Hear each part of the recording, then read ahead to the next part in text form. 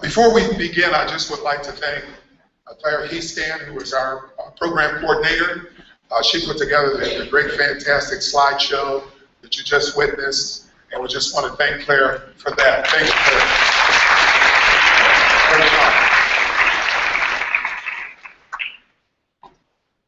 Our theme this year is Women of the Holocaust. Stories of loss, resistance, and survival. Today we commemorate their loss, but we applaud their resistance. We also celebrate their survival. And today we commemorate the many, many lives that were lost.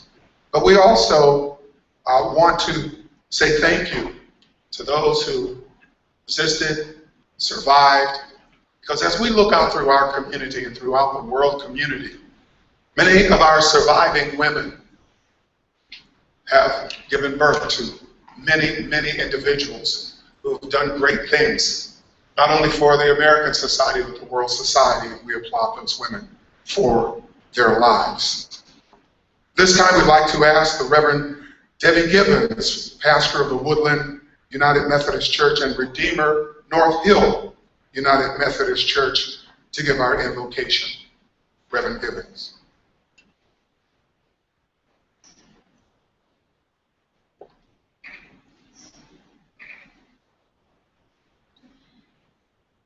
Good morning, or should I say good afternoon, these past them. I do want to extend my gratitude and my greetings, Mr. Mayor, Dr. Toll, members of the committee. It is such a privilege, such an honor to be here, remembering and celebrating with you. Let us be in a spirit of prayer. Oh God, you are the source of all that is, our strength and our hope. By your Spirit, you bring order where there is chaos, light where there's darkness, life where there's been death and destruction, and finally peace where there is grief and loss. Send that same Spirit to us gathered here as we remember and celebrate the women of the Holocaust and give honor to the artists who've paid tribute to their lives and witness. Let that Spirit stir up in us a resolve to remember always the horrors that humanity is capable of inflicting upon one another,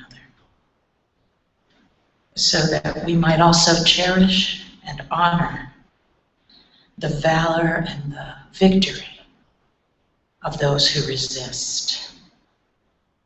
Let us in our turn then stand strong against evil and injustice and oppression, wherever we find it, even within our own hearts.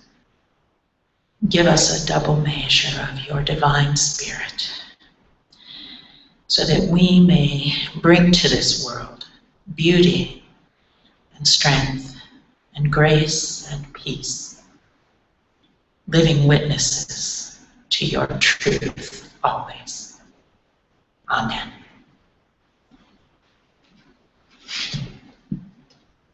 Thank you, Reverend Gibbons. It takes a lot of dedicated individuals to each year come together to talk about the horrific things that happened during the Holocaust and come up with a theme each year to carry out that theme through arts and writing contest and to our commemoration. And we're just thankful for the partnerships that we have made throughout the years. This is a partnership between the city of Akron, the Akron Jewish community, our schools, whether they be in Akron or in Summit County, as far as our Holocaust Arts and Writing Contest is concerned, and of course, to the many, many speakers that we've had throughout the years, the men and women who are Holocaust survivors, those that were resistors, those that helped individuals through the Holocaust. Today we're going to hear from a woman as a child who was a survivor in Poland. And I just want to say to our Dr. Toll, thank you for coming. And I look forward to hearing her speech today. But our partnership is really deep, the city of Akron and the Akron Jewish community. And without our mayor, Akron Mayor Don Pasquale, I don't know if this program would still be going on, at least through the city of Akron, but he has been pretty adamant that he wanted to be involved in this project and to continue this project. So with words from the city of Akron, let us welcome our mayor, Donald Pasquale.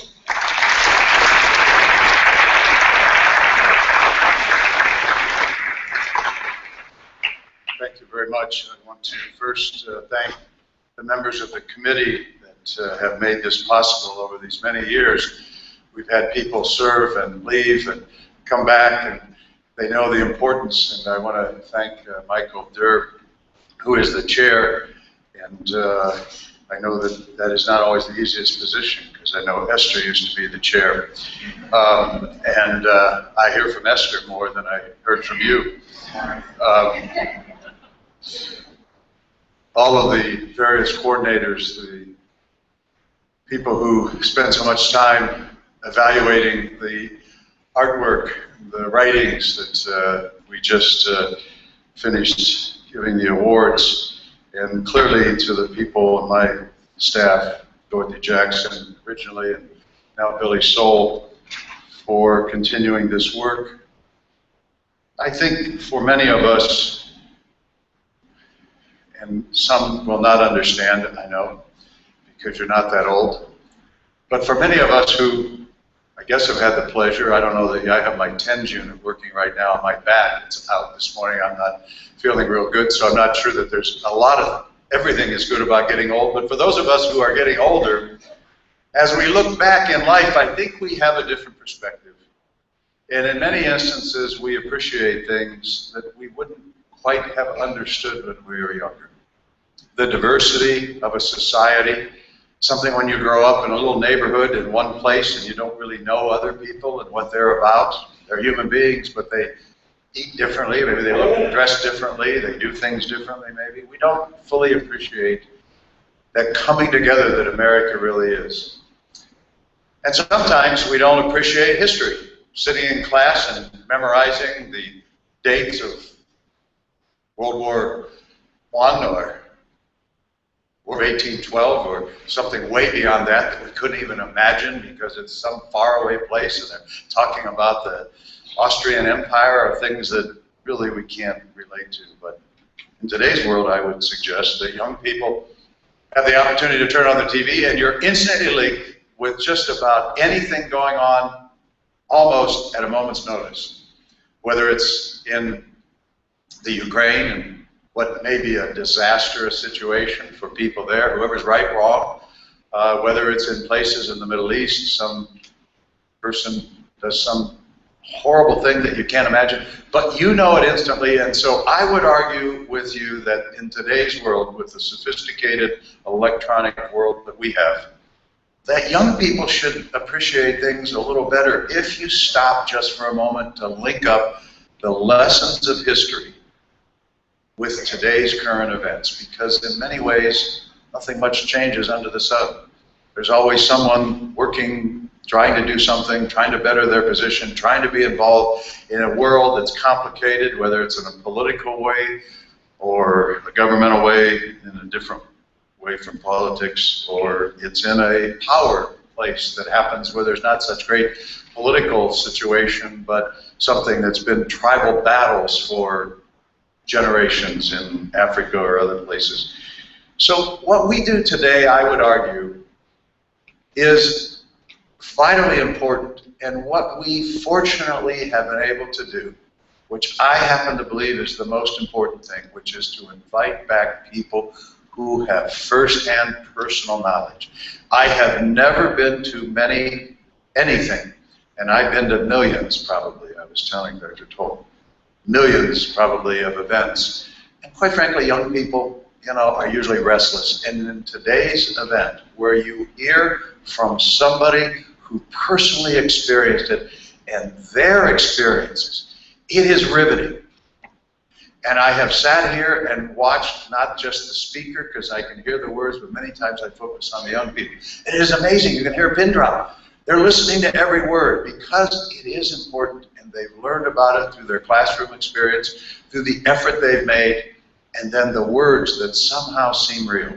Because, as we know, we can have, in today's world, fake wars that we see on a movie, and it looks very realistic, but it's not real. So some of the reality shows, and some of the other things we're not really sure. But in today's world, and today in Akron, Ohio, what Dr. Toll, for our purposes, fortunately, is coming to talk to us about was a reality that probably most of us shudder and can't even imagine. Those words, spoken from real human beings, have had such an impact on so many people. And so the importance today, not of the details of the dates, not of places maybe so much, but the human experience that we all need to learn and continue to remember. And most important about remembering is making certain we don't make that mistake again, is why I want to thank Dr. Toll, thank all of you for coming here to remember. I want to point out Gary Moneypenny, President of Akron City Council, is with us as well today, and I appreciate his being here in leadership, but we all have a lesson to learn. And the more we learn it, and the more we participate in making sure it never happens again, the better world this will be for future generations and for you.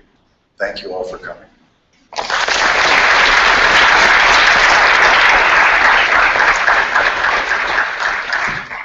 Thank you, Mayor. For those of you that were just getting here for this commemoration, earlier we handed out all of our awards and certificates for our first through fourth place and honorable mentions in our arts and writing contest. And I just want to say to the young people, congratulations to you. For those of you that weren't here, let's give all of our young people, and artists and writers, a big round of applause.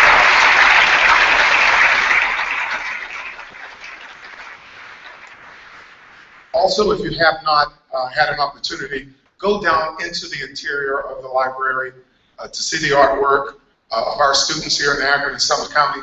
But also, I want to remind you that there are 5 pieces of art that are there from Chemnitz, Germany, our sister city. We had 90 participants from Chemnitz to send in an entry form and to send in an entry, and we also want to celebrate their art as well. So when you have an opportunity, stop down and see the art of both American and German children. Hopefully in the future, we'll also complete our triangle and have artwork and as well as writing from our sister city in Israel as well. And because of our contest and the great work that our students did, we have a wonderful thing that we do each year. The mayor mentioned Dorothy Jackson, the retired deputy mayor for intergovernmental relations. We have named an award after her. She is unable to be here today. Our prayers are with her and her family. Her granddaughter has experienced some medical difficulties, and our prayers are with her on that. To present the Dorothy O. Jackson Best of the Best Award is our immediate past president, Esther Hexter.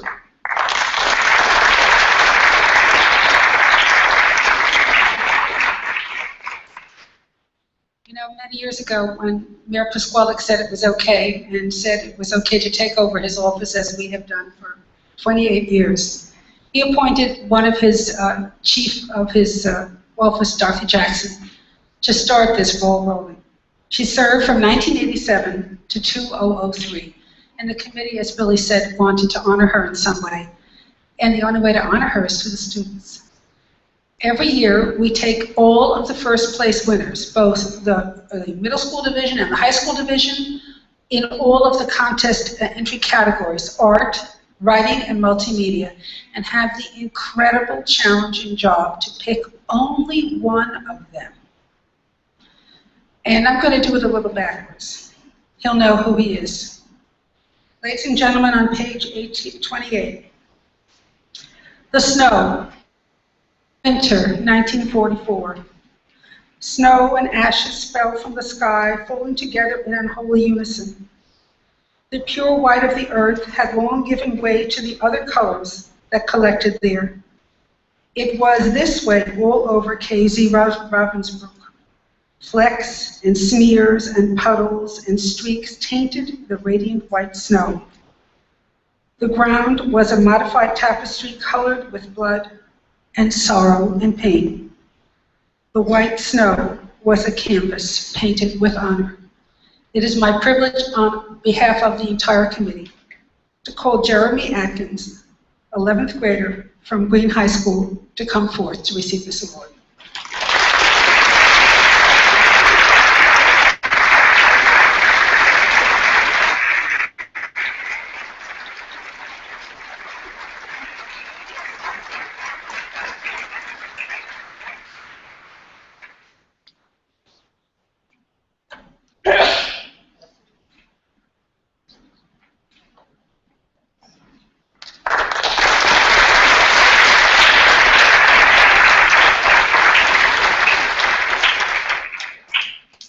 Take time to read this piece. It is very dramatic. It is very touching. We who are on the committee and had an opportunity to read over his submission, we were very moved, and you will be moved also. We're so honored to have a special guest today, Dr. Toll. But we are so thankful to one of our committee members who introduced, at least me, and some other committee members to Dr. Toll, her work. And we've been talking about Dr. Toll for at least a couple of years and trying to find a way to get her here to Akron, to get her here to our commemoration, to get her here on our stage. And we'd like to ask that member of our committee, who is Alexandria Nicholas Kuhn, to come forth. She is the Executive Director of the Massillon Museum. She is here to introduce our speaker, and immediately following Alexandria will be Dr. Toll.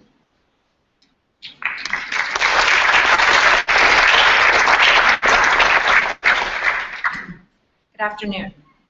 You have to keep lowering the mic with each speaker.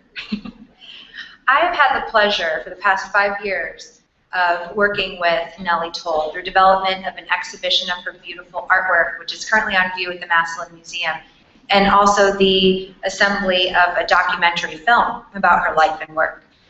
Her passion, vibrancy, and message of hope continue to be an inspiration to me. As a survivor, she gives us an incredible gift, her story. Her experience as a hidden child in Poland during World War II is an important part of the individual she is today. But her accomplishments define the remarkable woman before us all. She is an award-winning author. She is an accomplished artist who continues to paint today. She is incredibly well educated, and her perseverance led to her pursuit of an art education in the Netherlands following the war. And then after coming to the States, she pursued a college education. She advanced to receive her PhD in art and literature. She continues to educate herself today, every day. And she is incredibly well-traveled. She's a teacher. She teaches at the University of Pennsylvania still today. She's a mother. She is a wife. Her husband Irv is here today in the audience. She is a sister, and she is a friend. And a more complete bio of her experience as a child is available in your program. But I don't want to take anything away from the remarkable story that she will share with you all today. So without further ado, I'd like to introduce Dr. Toll.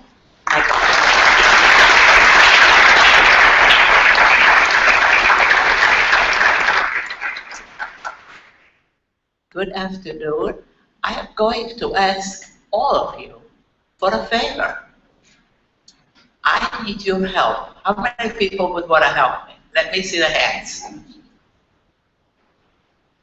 Well, what I want you to help me with is to tell everyone, even those that may say Holocaust never existed, that you did see a live person, and she was telling her about the story of her life.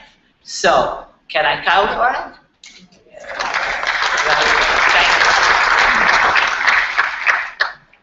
So when I was 6 years old and the Nazis entered our city, I suddenly found that the kids who were my friends now didn't want to look at me, didn't want to have anything to do with me, and shortly thereafter we discovered that Hitler, the Nazis, and their collaborators in the country of Poland were, many of them, aimed to eradicate all the Jewish people. My father, after we were living in a ghetto, in a surrounded section with a barbed wire, decided that we have to go into hiding. And the first person was my mother and me. And after that, he was hoping to place his parents and his sister and come and join us. And so,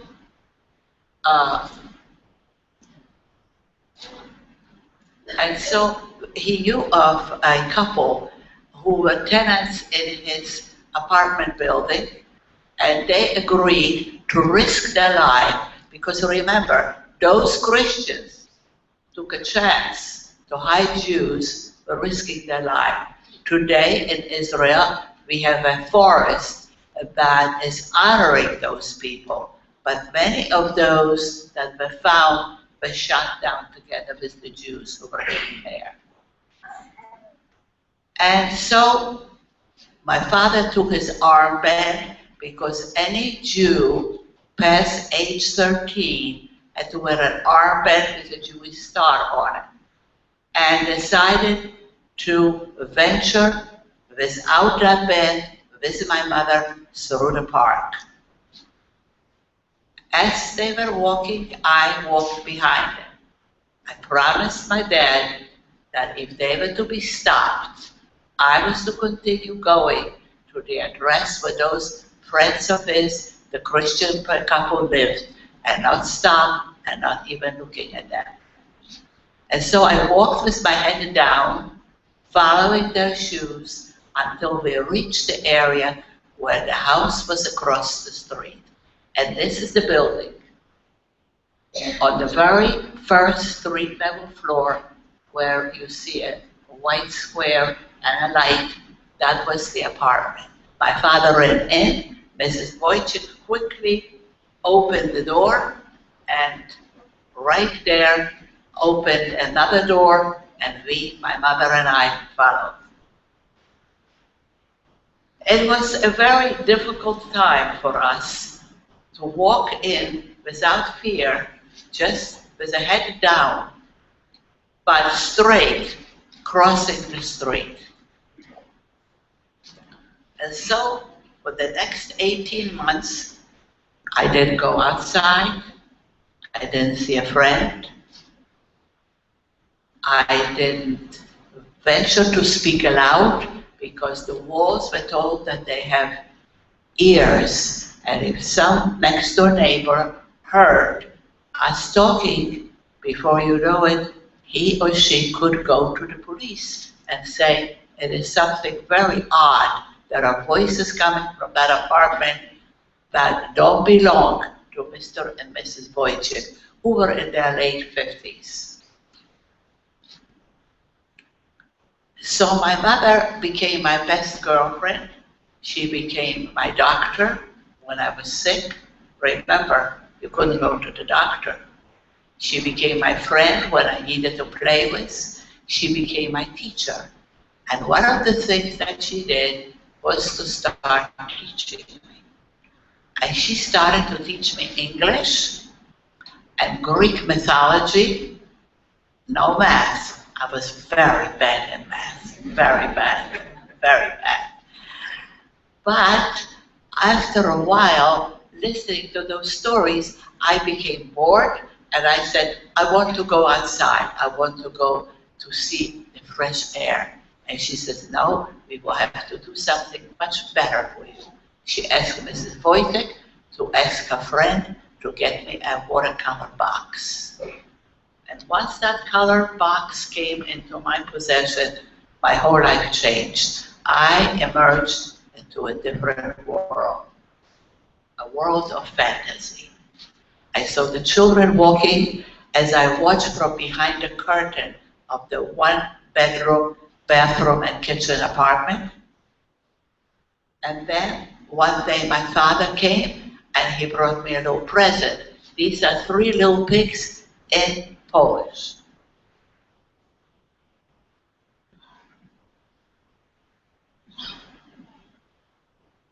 And this is a kindergarten and a teacher, and they are discussing everything. The girl with the bow, someone asked me if it was me. I really cannot tell you, but I know that every day, even though we never went outside, my mother combed my hair and put my bow on. At that time, I had only one dress to change, but it was as if I was going outside.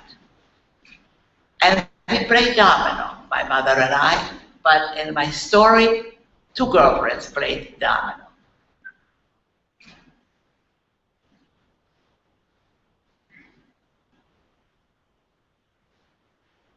And then I watched the kindergarten children no longer, but now middle class kids going with their teacher to school.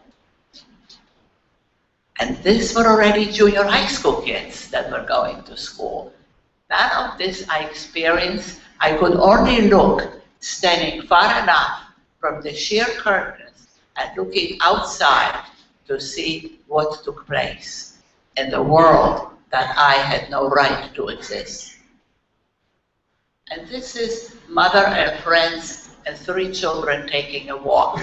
By the way, I just want you to know, I would draw 2 or 3 pictures, I would sew it with a needle, made a cover, and then describe what I see.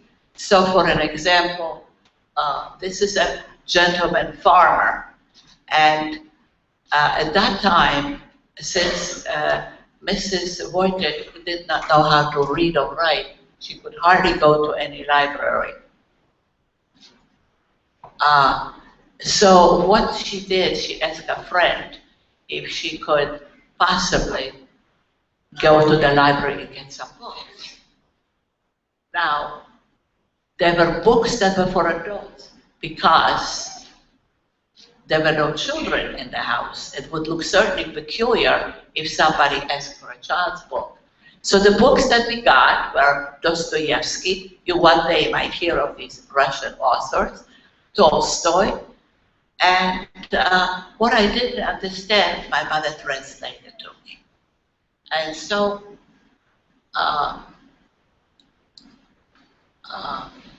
we have a little trouble there. Next one, please. No, one before. And so these ladies were taking a walk, and then after a walk, coming back to the fantasy story, they would then take a bath. Pretty innocent if you don't know the background. They pass beautiful houses, which I probably remember reading about in Tolstoy, or my mother would help me understand it. And then they would take a bath. In reality, it was quite different. When everyone ran into the cellar, because the Russians were bombing the city, my mother and I ran into the bathroom. And on the way, in the bedroom, as we ran through the kitchen to the bathroom, a piece of grenade lodged itself above her ankle. There was no way to go to the doctor. She put a hand in the cavity and took it out and ran with me to the bathroom. By the way, the Mesolin Museum has my artwork, my original artwork on display, and the rooms are recreated. And there you would see the bathtub that I'm talking to you about in reality.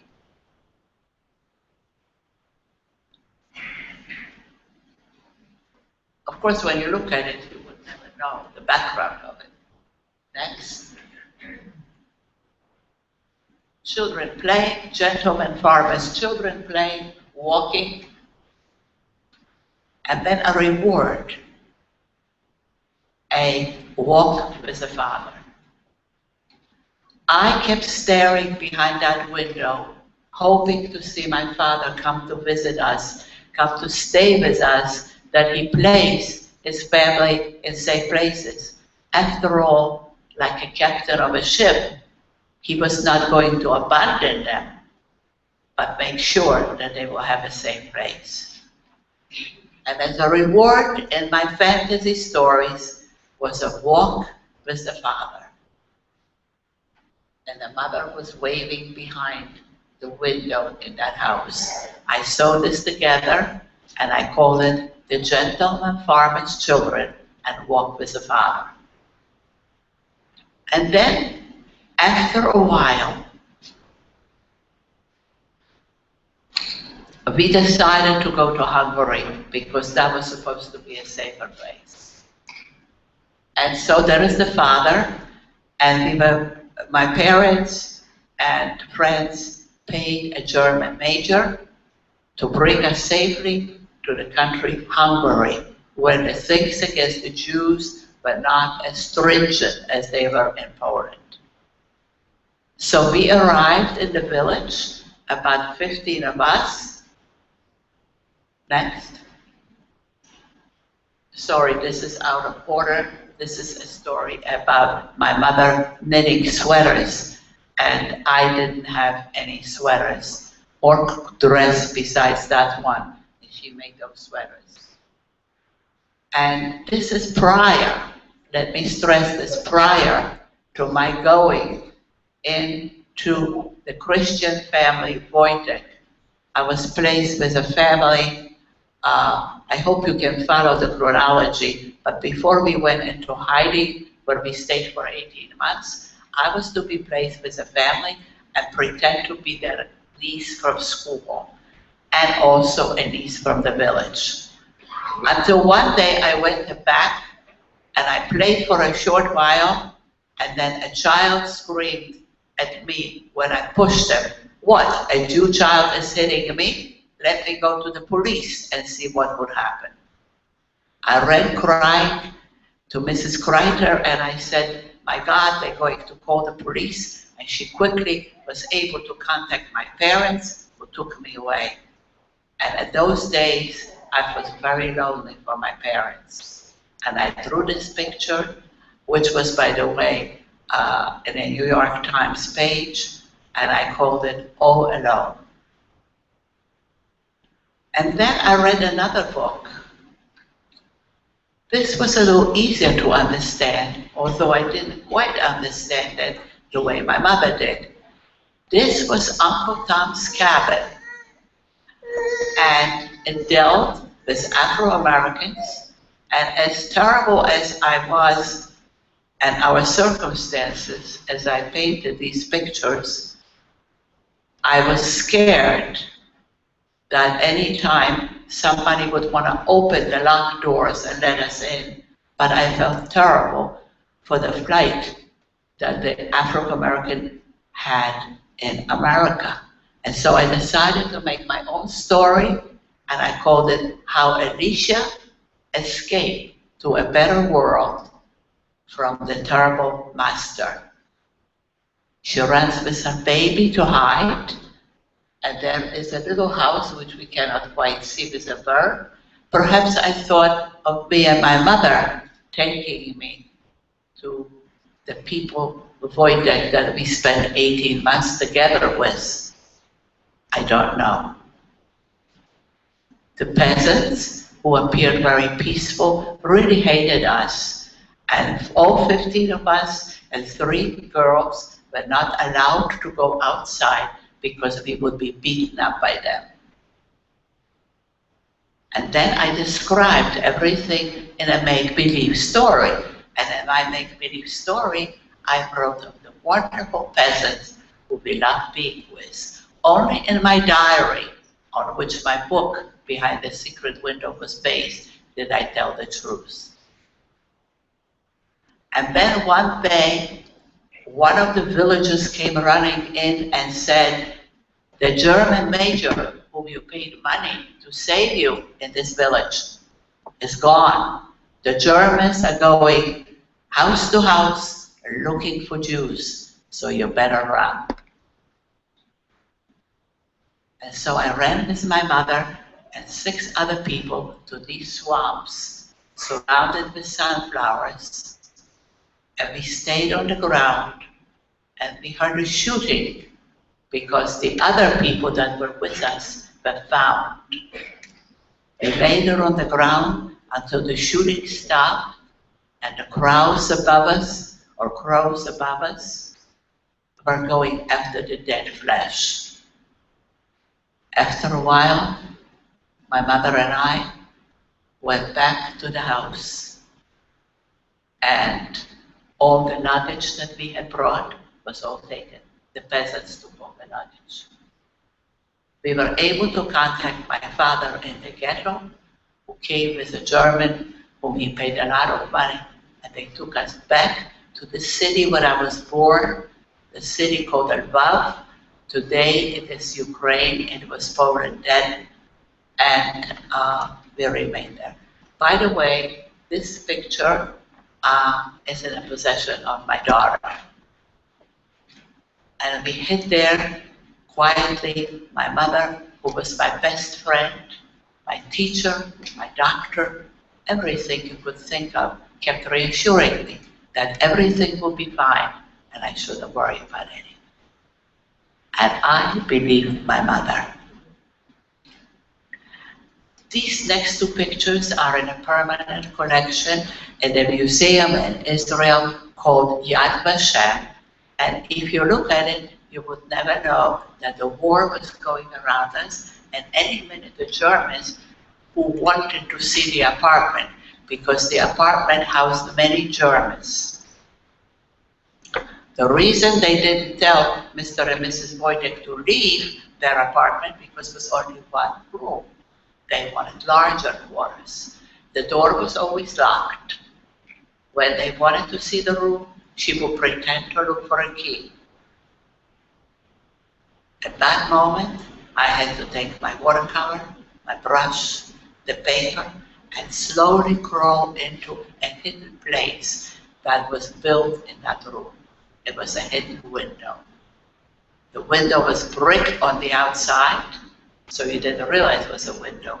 But on the inside, there was a windowsill and a false board put across, and a little trap door, and we could climb in, and over that, a rug was hanging. Now, if she opened the door too soon, the rug would move on the wall, which certainly would arouse suspicion. So she had to wait and use her judgment to think, when would she be able to open the door for the police to see that there was no one there. By the way, there was not to be any slight of evidence available that someone was painting there. And then we were liberated by the Russian soldiers, and since I like Greek mythology so much, I made this a queen of freedom. And this is the diary in which I wrote with very small letters, as opposed to the stories that I sewed together with the artwork. I still have this, a diary, in a vault in Philadelphia, and I would sit on one end of the table and I would write the authentic situation, the way we experienced, and we had to whisper. Remember the wolves and ears? And on the other end, I would write a make-believe fantasy world in which I lived with my characters. I became so involved, and I would always ask my mother, what do you think? What color shall I use? What design? And she would give me advice and encouragement, and to her, I was probably the best artist in the world. And then I read Jules Verne, and I understood Jules Verne. I thought it was a great story, and I was very proud of the clouds that you see here. I was so amazed that I could do such clouds. Only afterwards it dawned on me that the reason that you see the clouds the way they are is because the paper had grease on it. And as you know, watercolor don't stick to grease. And this was a few years after the war, my mother and me. And for her birthday, I made a bouquet of flowers. And it says in Polish, "Long live Mama." And then she made me a birthday card. And this is a card of a little girl getting the medals. One medal is for being good. Second one is for being a good learner. Third one for being obedient. And the last one for just being pretty. This is a page from the original diary. And on top, the letter P, like an ancient manuscript, you probably saw a letter written with design and ornaments. Inside that letter P are German soldiers marching. Very difficult to see. And this is 1 week. This is chapter 1.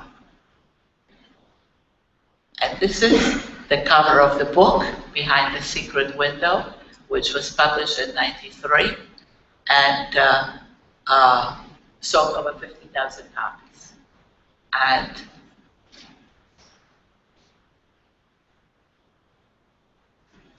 what I want to impress you, besides looking at the artwork, and I still think today,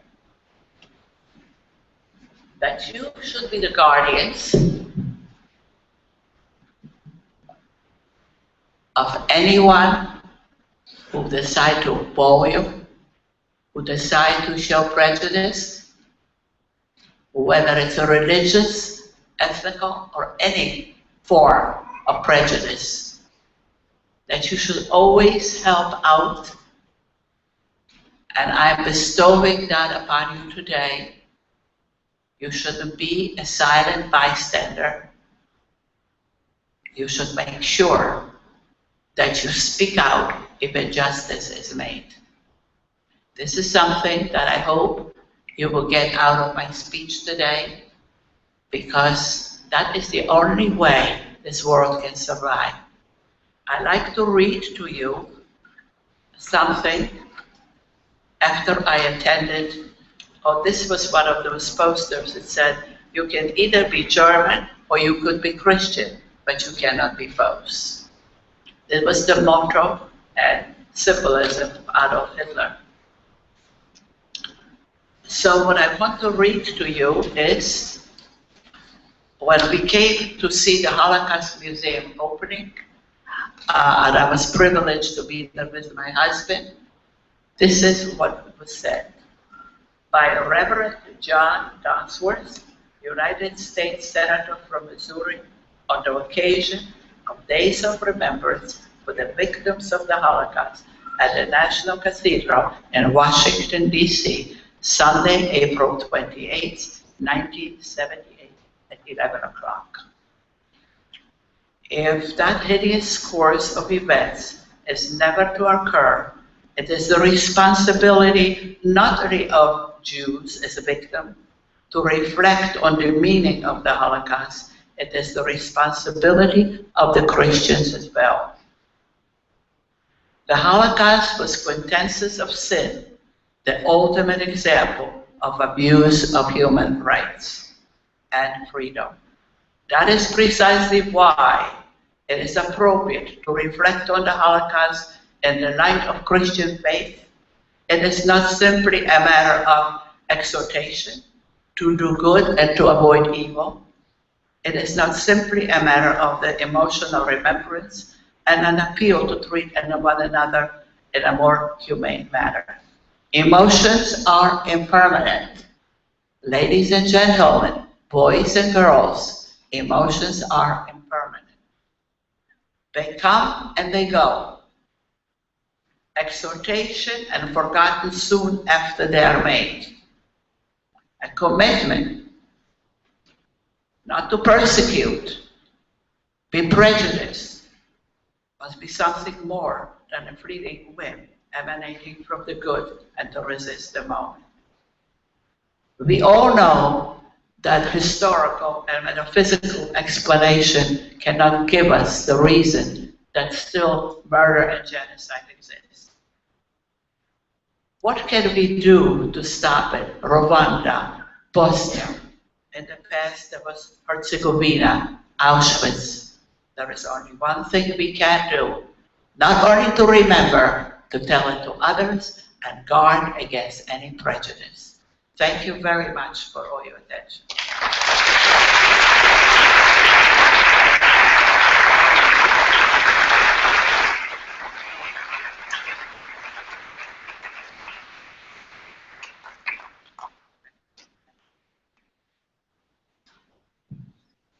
Yes. I think we all learned a lesson today about not just the life of Nelly Toll, but you know, where we ought to be in the picture when it comes down to seeing these kinds of horrific things going on, whether it's in our city, in our state, in our country, or in our world. We all should stand up against these kinds of atrocities. Thank you again, Dr. Toll. Thank you, everybody. Gathering everybody. Let's give them a great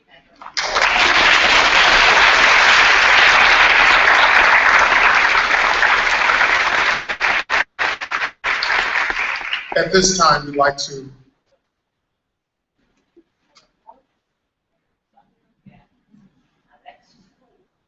who was sitting here and who was responsible for the exhibit to come here to Ohio and has worked diligently and is now perhaps in a process, hopefully, of making a film. Stand up. Come on. Alexis Cooney from the National Museum. And don't forget Dr. Toll's artwork is there. Go down and therefore you can see it in person rather than on a slideshow. At this time, we'd like to commemorate the lives of those who were lost in the Holocaust. We'd like to ask Susie Graham, who is on our committee and also president of the Downtown Akron Partnership. She will lead our first place winners as we perform our candle lighting ceremony.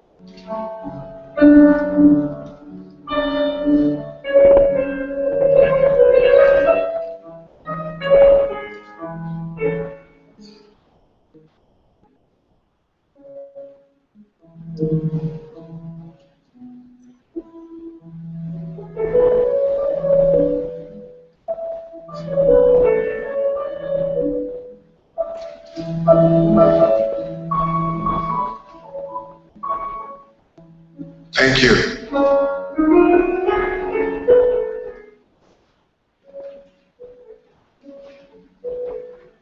We'd like to thank all of you for being here today. We'd like to thank our committee members, our chair, Michael Durr, our coordinator, Claire Heastan, to all of the Holocaust Arts and Writing committee members. Thank you for all that you do. I just want to remind those of you that are here today, I want to thank our fundraising committee, Mr. Gary Rosen, Tom Mandel, and Gary Himmel. For those of you that would like to make a donation to the Holocaust Art to Writing Trust Fund, we have cards on the front desk, and you may either write a check if you'd like. Thank you so much for being here. And at this time, I'd like everyone to stand so that we can have a moment of silence for the women of the Holocaust. And after we do that, we'll ask Rabbi Lee Moore from Hillel, Kent State University, to give our closing remarks and benediction. To the women of the Holocaust, a moment of silence.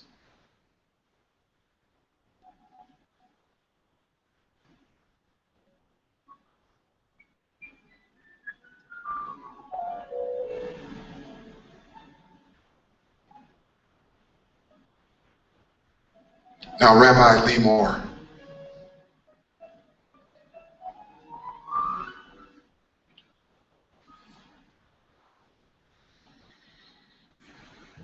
In one of the central prayers of Judaism, the Amidah, we call out the divine presence as Magen Avraham, the one who is the shield of Abraham. And in some Jewish communities, we also call out to that same one as Akkad et Sarah, the one who remembered Sarah. This language comes from the story when Sarah didn't give up on her dream for a child. She prayed and prayed, continued her outrageous prayer, even when she got into her old age, that she would have a child. And against all circumstances, God remembered her, took note of her, and fulfilled her prayer. Like Sarah, many in this room today are also not giving up on their own dream of bringing dignity and honor to the senseless violence and cruelty that so many have suffered. Their dream of shifting the paradigm of humanity into one that is more loving and more based on relationship. And like the divine mystery, many in this room are taking notice, remembering, making dreams fulfilled. So Holy One, a blessing. As you did with Sarah, please take note of us on this occasion. We are remembering in earnest to bring about dignity, and that we do it collectively is powerful. Please grant us the ability to learn from our artistic expressions here, not just about the past, but also how we can use our remembering to oppose cruelty and dehumanization wherever we may find it, from large groups like governments to small groups like our families and our friendships. Mahatma Gandhi said, with every true friendship, we build more firmly the foundations on which the peace of the whole world rests. Holy One, enable us to be kind in our friendships, in our families, and in our daily lives, that we all may be agents of building your peace here on earth. And let us say, Amen.